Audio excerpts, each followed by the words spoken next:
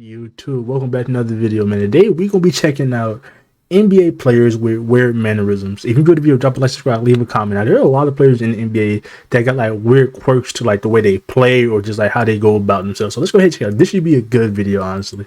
I got 10 NBA players with weird mannerisms. These aren't flaws, they're not nitpicks, they're just unique things guys in the league do, and we're starting off with Josh Hart, who literally only dribbles with his left hand. Okay, maybe not literally, but pretty much, and you can see it especially in transition. It doesn't matter what side of the floor he's on. I actually think he's more likely to do it when he's on the right side of the court. He just will not switch that ball over to the right. He's literally not switching the ball over. It's for a good reason, because notice the footwork on these finishes. He's going off the wrong foot for a righty layup. It's that pound dribble into the 1-2, and when I tell you he does this on basically every break, I'm not exaggerating. It is like death and taxes. You can count it. His move kind of makes it look like he's gonna go left, but then he gathers and explodes right. And the crazy thing is, he's one of the better transition players in the league, and it's partly because he has this unorthodox, totally unstoppable move. I think the question is, will defenses ever catch on, or will Josh Hart be scoring this way until the end of time? I mean, like, well, I consider that, Josh Hart isn't, targeted on like the scouting sheet.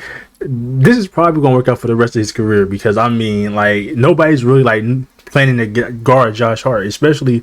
I mean, like it said in the half court set, but like he's just going downhill left hand, and like when he's in the fast break, most of the time people are just trying to get back to protect the rim. So I don't think anybody's going to stop it. Honestly, I never noticed that about Josh Hart. That's okay. And that's actually pretty cool. I think my money's on Hart. Next one's SGA, being maybe the worst in the league at attempting half-court shots or just heaves in general. He's either 8 feet short on these or throwing it so hard he looks like it might break the backboard. And you'd think for a guy this good at basketball, he'd have some sort of touch or feel on these, and he's getting enough attempts up, trust me. But it's like he's a god in every other aspect of the sport, but then he tries a heave, and you're like, huh, he must be new to the game. He's still learning.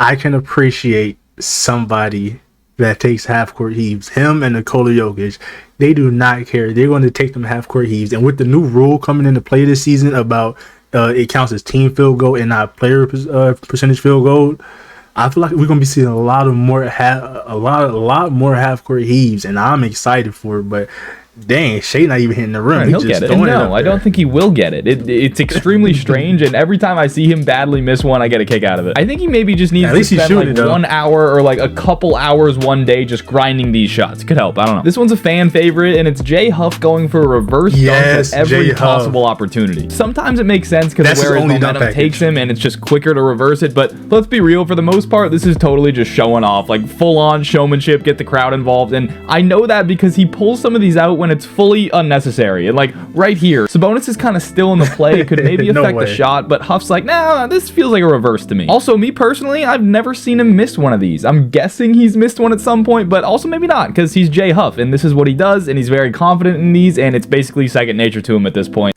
I mean, when you're that athletic as Jay Huff, I mean, I don't know, why does he only do reverse dunks? We're going to be seeing a lot more of that now that he's on the Pacers. He's probably going to get a lot more touches, but like, why does he only do reverse dunks? That's kind of crazy when you think about it. Like, he doesn't do like no spikes. He doesn't do like no like back scratches. It's literally just reverse. Well, it has to be something behind that. I don't know. Like, it has Next to be one, Aaron Nesmith taps his right foot before he shoots. And Doris Burke called this out during the finals, and people were like, shut up, Doris, who cares? What a dumb thing to say during the finals. But I was sitting there in amazement because I love this stuff, and I fact-checked it, and it's true. Look at that. He's tapping the toe. It's not every time by any means, but he does it enough that it's a real thing. Obviously, he won't do it when he's got to shoot super quickly, but when he has time, when he's trying to set his feet, that toe is getting tapped. And it's not like an insane thing to do. I'm sure it helps with his rhythm, and other players might even do it too, but his is pretty obvious, and it is interesting. He just does this naturally, almost like a little tick, but a good one, I think. Here's a quick bonus one. This is my all-time favorite by far, no contest. Alex Caruso wipes his head here and then rubs his hands together to get the sweat onto his hands, and I only have one clip of this, but I promise he's done it more than once, and I almost think it's unfair. It's a competitive. So that goes back to what I was saying. Like, a lot of players have like these weird little quirks. I never noticed he taps his foot, and then Caruso. What is Caruso doing? Like, that's funny, but yeah, like it goes back. Like, a lot of players have like these little quirks about their game that just helps them just get into like that flow state, or it's like just keeps them going.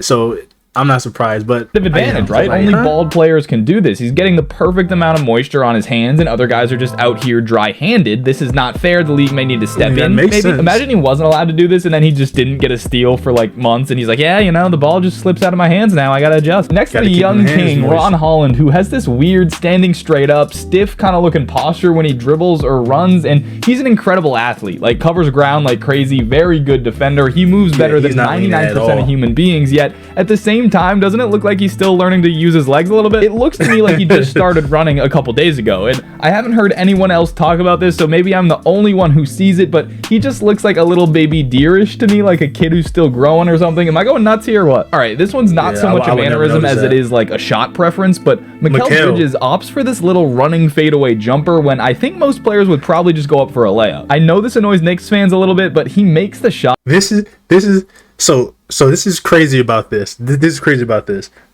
Not too long ago, I was listening to a podcast, and they were talking about Mikal Bridges' shot attempts. The man hates going to the rim. Like his percentage is like he can like he does not go to the rim, which is crazy because when he does go to the rim, his percentage of making the layup is actually pretty good considering considering that he only takes like a couple shots at the rim. But like he loves that little fade. Like I don't know why. Like he just loves avoiding contact. And it's funny that they brought it up because I just was like hearing somebody talk about this not too long ago. So that's kind of crazy.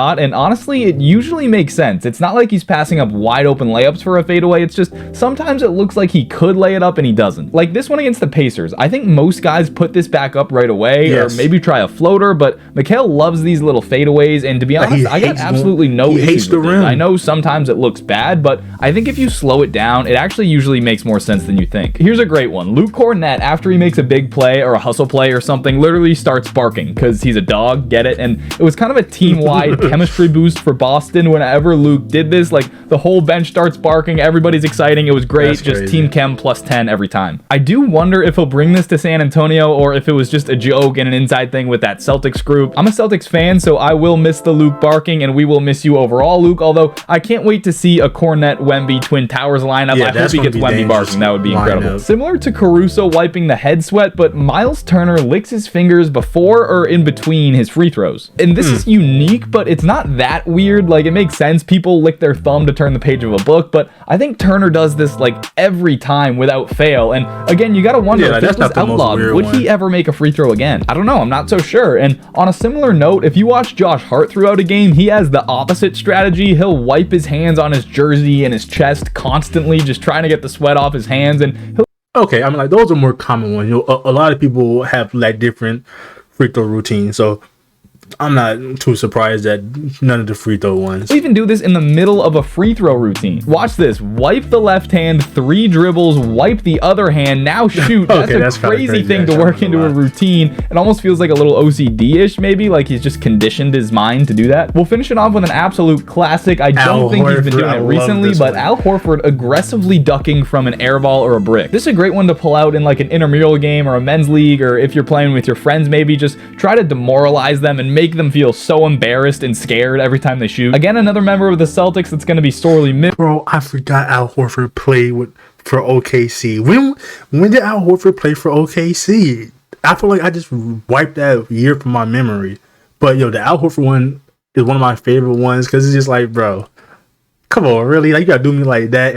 Another one of my favorite ones is James Harden when he dunks the ball and he's like his nose bleed. That is 2 of my favorite ones right there, man. This roster is decimated, but that's a story for another day. Al will do great things with the Warriors. With that said, if you guys can think of any other NBA players with weird mannerisms or weird flaws or weird ticks, let me know in the comments. And as always, any likes or comments are hugely appreciated, and I will see you in the next one. Hey, yo, that was a banger video. I'm not gonna lie to you guys, yo, that was pretty good. I'm surprised we didn't see the LeBron like his 3-point shot. What are we calling it? The little effort or something like that. When like he holds the ball to the side and just shoots it. I'm surprised we didn't see that, but that was a banger video, man. But like I said, yo, let me know down in the comments, what is your favorite quirk from like you've seen from an NBA player? Like I said, mine is probably James Harden nosebleed when he dunks the ball. And then the Al Horford one. Those are some pretty good ones. But yeah, drop a like, leave a comment. It's me, boy George. I'm going to catch you next one. We out of here. Peace.